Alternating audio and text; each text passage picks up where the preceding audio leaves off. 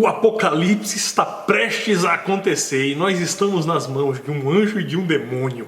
Good Omens, série Amazon Prime. Vamos falar depois da vinheta, aguarda aí.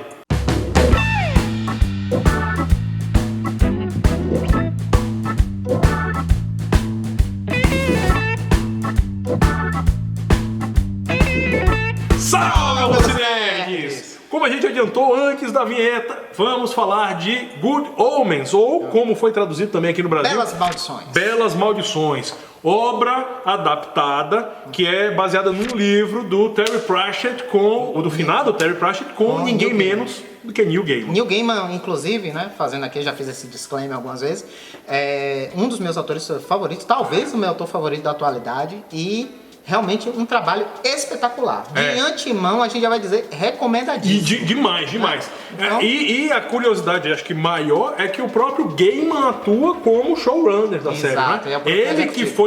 Ele que adaptou tudo, ele não dirige os... Não, é produtor executivo, né? Que nem o Spielberg. Exato. E aí, já fazendo aqui alguns detalhes técnicos, eles deixaram, são 6 episódios de ou seja, 1 hora de duração cada um. Série curta, né? Pra você que maratonar, tranquilo, dá pra você tirar um fim de semana aí, assistir. Exatamente. Né? Diversão garantida. Exato. E eles tiveram cuidado de manter o mesmo diretor nos 6 episódios, justamente para não perder manter a coesão. Exatamente, para não perder a linha ali, né? Então, e de novo, o próprio Neil Gaiman tá lá como showrunner, como produtor, e ele foi o responsável por adaptar. Então, vamos lá. Então, falando alguns aspectos técnicos, vamos falar assim. Isso. A série se baseia no livro, como o Youssef já disse, né? Homônimo, e foi escrito justamente pelo Terry Pratchett e o Neil Gaiman. Isso. E aí uma curiosidade. Esse livro ele foi escrito a 2 mãos, justamente quando um tinha um bloqueio criativo, ele entregava o livro para o outro e ele continuava, e assim quando esse segundo escritor tinha um bloqueio criativo, voltava para o escritor original, e dessa forma foi que eles foram. Então, e isso para mim mostra a genialidade dos 2 autores, porque o livro não fica incoerente. Exato, como um estava na cabeça do outro e vice-versa. Porque é impressionante, é bem verdade, eu não conheço a obra escrita, não é? Eu não conheço, eu nunca li. Eu também não li.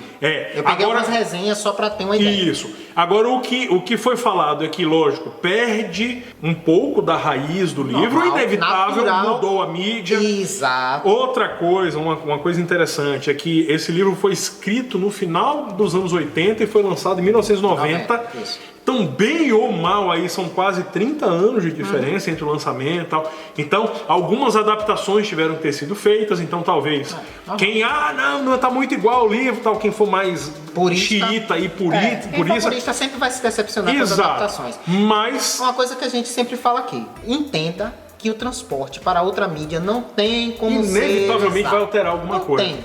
Não tem. Você tem que contextualizar com o tempo que a mídia, porque os livros são sempre escritos antes. Isso. Então você vai contextualizar com os novos tempos. Você vai ter que fazer algumas adaptações técnicas. Exatamente. Adaptar questões de orçamento, de limitação de atores. Não tem como, gente. Isso. Não tem. A verdade é essa. E lógico, detalhes. Eu particularmente gosto, porque eu não tô ali necessariamente para ver igual ao livro, senão eu fico com o livro. Exato. Não. Alguns comentários que eu peguei aí, né, fazendo uma pesquisa, gente falando justamente que, porque o livro tem muita riqueza de detalhes, ele tem notas de rodapé e tal. Dificilmente você vai conseguir transpor essas notinhas de rodapé, onde tem umas piadas ali bem inseridas e tal. Dificilmente você vai conseguir transmitir isso com uma mídia televisionada. Você pode botar isso no cenário, né, como referência, quem pegar pegou, mas enfim. E assim, e eu acho que talvez o que ajude a manter um elo de ligação forte, mas é uma obra que aos moldes, por exemplo, do Guia do Mochileiro das Galáxias, em que a gente tem um narrador, aqui a gente também tem a narração, e aí isso é revelado logo no início, então não dá nem pra dizer que é um spoiler, a narração é de ninguém menos que Deus, que tá na voz de Frances McDormand, que tá perfeita ali, fazendo a narração da história. E o Satanás é o Benedict Cumberbatch. Ninguém menos do que o nosso Doutor Estranho. Hail Satan. Então vamos lá, falando então um pouco, já que o Youssef já puxou um pouco Douglas Adams. Isso. E aí eu acho que já podemos começar por aí, que Quem gostou do Guia do Mochileiro das Galáxias, é interessante porque o Neil Gaiman era amigo ali do Douglas Adams, foi biógrafo dele, né? Isso, fez a biografia. Então, você vai reconhecer muito do guia. Mas, de fato, o Douglas Não é Adams... acaso. O Douglas Adams, ele trabalhou junto com a equipe do Monty Python, né? Ele trabalhou, ele roteirizou, de fato, alguns episódios do Doctor Who. O próprio criador e o atual showrunner, ele já deixou claro que se o Douglas Adams estivesse vivo hoje, ele é que estaria à frente disso. E como a escola... Eu acho que não fica devendo, não. Não, então, como a escola é comum, é aquele típico escrever britânico. Exatamente. Gente, aquele humor sarcástico, humor britânico. Humor negro. Né? Não, olha, você vai reconhecer muito. Tratando de questões religiosas. E aí eu já, antemão, outro disclaimer aqui. Se você é aquele religioso ferrenho que não aguenta ouvir falar da criação, que alguém tire sarro, e eu vou botar muitas aspas, das escrituras bíblicas, passe longe. Essa série não é pra você. Não é pra você. Porque ele faz realmente piadas. Ele faz ali, ele tira sarro realmente com... Basta saber, né? De novo, não é um spoiler, tá logo no começo.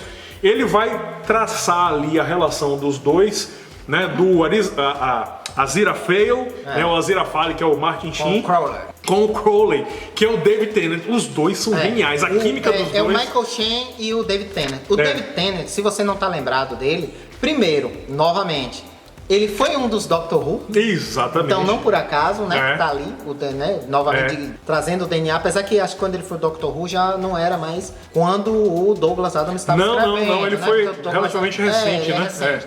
Mas de toda sorte, é alguém da série. E ele também é o Kilgrave da série da Jessica Jones. Exatamente. Eu acho ele um ator espetacular. Em que pese o Michael Sheen, eu acho que ser um ator excelente também, mas ele tá on fire. O cara tá arrasando. Não, e a química dos dois é perfeita. Então a série ela vai acabar narrando aí a relação dos dois, né? O Sheen como o anjo. Eles são amigos desde a criação. Desde a criação. E eles, pelo menos é o que a série dá a entender, eles foram o único anjo, o único demônio que ficaram efetivamente morando na Terra. Exatamente. Né? Os outros eventualmente vêm aqui fazer algum trabalho, mas eles moram na Terra. Exatamente. E aí constrói uma relação entre os dois. Isso, e aí é que vem, né, a questão dos dois estarem ligados aos prazeres mundanos e tal. Isso aí. Gente, é uma dinâmica que é surreal, surreal. Isso aí tá no DNA do Neil Gaiman, e aí já fica uma recomendação. Há uma relação ali de uma história do Sandman, por exemplo, onde o Neil Gaiman, né, ele escreve que o Sandman, o deus dos sonhos, ele conhece um humano e ele pede à irmã dele, a morte, lá, que não toque aquele humano. E ele constrói uma relação de amizade com esse humano ao longo dos séculos. Quem leu e quem gostou dessa história, é uma relação muito parecida com a que tá lá no quadrinho. Só que eu acho que ele melhora a história. Olha, a série, ela utiliza aqueles arquétipos típicos, né, da literatura britânica ali, com aquele humor e tal. Só que é um humor, daí a expressão humor britânico, né? Não é um humor que todo mundo vai rir escrachadamente. Não. Mas ele diverte demais. Todos os episódios, eu comecei a assistir, não consegui parar, comecei a assistir madrugada. Já tava pensando quando eu acordasse continuar pra poder assistir os episódios e assistir. Olha, a série é cativante, em parte, de fato, é por conta dos dois protagonistas. Fazendo aqui também algumas pontuações bem interessantes, né? A gente tem a participação do o Gabriel, né? Que é o John Hamm, se eu não me engano. John. Né? Que ele é americano, inclusive, ele é americano. Que fez o Mad Men. Ele faz o Arcanjo Gabriel. Isso, ele é americano. Então aí você vai ter a representação da administração dos anjos, né, que é o céu, como se fosse aquele prédio burocrata, tudo limpo, envidraçado, branquinho, e o inferno, né, altamente burocrático, aquela coisa suja, é uma repartição pública típica, tal. E gente, as relações ali, e vale ressaltar, eu até estava lendo e realmente é perfeita a analogia. Que é bem o que anos 80, a TV Pirata fez isso também. O Douglas Adams fazia, mas nos anos 80 a TV Pirata fez visto muito bem, a repartição pública sendo o inferno. Porque inspirava em Monty Python. Exatamente. Era bem o que o Douglas Adams fazia. Exatamente. É isso, um anjo e um demônio que estão desde a criação. Isso. vivem na Terra e simplesmente decidem parar o Armagedon. E aí tem toda uma construção para deter o fim do mundo. Isso. O que eu particularmente gosto é a fotografia do filme está espetacular. Tá mesmo. A direção de fotografia, os movimentos de câmera, os enquadramentos é algo que raramente eu vi numa série. E as paletas de cores ajudam bem a diferenciar quando você tá na Terra, quando você tá no céu, quando você tá no inferno. Não, e algumas delas refletem a personalidade. Então, por exemplo, quando você tá numa cena onde o protagonismo está, por exemplo, no Aziraphale, então o ambiente normalmente é mais claro, é mais branco, reflete a personalidade dele. Quando é do Crowley, os ambientes podem ver, é sempre escuro, com cores mais escuras, as paletas mais escuras. A própria roupa dos dois, né, já remete muito. Então o figurino também ficou muito legal. A construção ficou muito boa. A questão de fotografia, como o Eduardo falou, a série é curta, então ela não enrola. Há quem diga, por exemplo, que ela poderia ter talvez mais 1 ou 2 episódios, porque a solução foi, ela assim, o clímax ele vem e se soluciona assim de repente no episódio. Eu gostei. Mas a dinâmica é muito boa. Eu achei, pra mim funcionou. Pra mim também. Eu acho irretocável. Os feedbacks foram positivos, eu acho que funcionou pra maioria das pessoas. Exato. E uma coisa que também que eu gosto, que é a trilha sonora, que aí a gente pode revelar, é a trilha sonora do Queen. Do Queen. É fantástico. É bem verdade que eu li algumas relações, alguns reviews, melhor dizendo, dizendo que tem uma explicação do porquê que o Crowley ouve o Queen no livro. E essa explicação ela não veio pra série. Eu confesso que eu não sei qual é. E diz que a explicação é genial lá. Independente disso. Mas independente, meu amigo. E casa, né? Porque começa com o Bohemian Rhapsody falando justamente do Mamma Mia Beelzebub.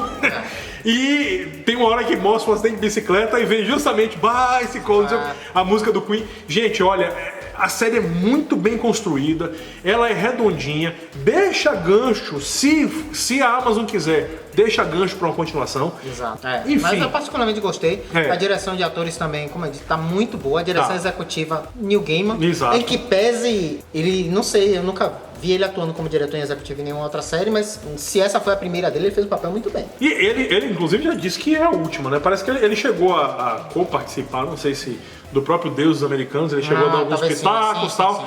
Mas ele já falou que, segundo eu li, né?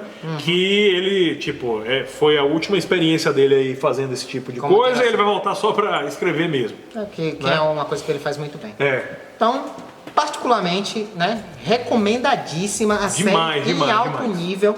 Curtinha, poucos episódios, direção técnica impecável, atores espetaculares, né? Ali as interpretações no seu melhor, texto inteligente, tem tudo para ser a sua diversão aí durante a semana ou no fim de semana, caso você resolva 6 horinhas de sua vida que você vai se dedicar a isso e você vai sair satisfeito. Porque, olha, é genial, é genial. Então, agora é aquela coisa, você tem que estar disposto a se desapegar de algumas coisas, porque é para poder dar risada realmente, né? Então, não vá muito... Não tem, assim, ela não trata do sagrado, mas não há reservas, digamos assim, sagradas para os temas tratados ali. Exatamente. Então, tem umas tiradas que são bem, né? Podem chocar. É isso, ciente disso, né? Enfim, encare aí se por algumas questões morais não lhe impuserem algum limite com esse tipo de mídia. Exatamente. Certo? Então, é isso. É isso aí. Então, podemos nos dar por satisfeitos. Exato. Mas, né, uma coisa que a gente nunca mais tinha, né, apesar que a gente até faz de vez em quando, mas nunca mais a gente tinha feito uma recomendação mesmo. Então tá aqui uma recomendação de série. Recomendadíssima. Né, e de um serviço que a gente nunca recomendou antes, que é o Amazon Prime. Exatamente, então, que tem coisa boa lá. A gente já falou do serviço como um todo, né, quando a gente fez aquele vídeo dos streamings, né, o guia definitivo. Vai aparecer o card aí também. Então faça o favor a si mesmo e assista Good Omens. Exatamente. Então, se esse vídeo de alguma forma foi útil para você, nerd, espalhe a palavra, passe para aquela pessoa que você acha que esse conteúdo pode ser interessante. Deixe o seu like aí. Deixe o seu like, assine o canal e, encerrando agora nossos trabalhos aí, Youssef, nossa frase de efeito. Para não termos nem problemas nem com royalties, nem com direitos autorais, nem com o céu, nem com o inferno, nem com a burocracia de ambos, nem com quaisquer conflitos que possam acontecer, segundo as escrituras do grande plano ou plano inefável, Basílios Calucinedes. Grande abraço, até o próximo vídeo. Valeu!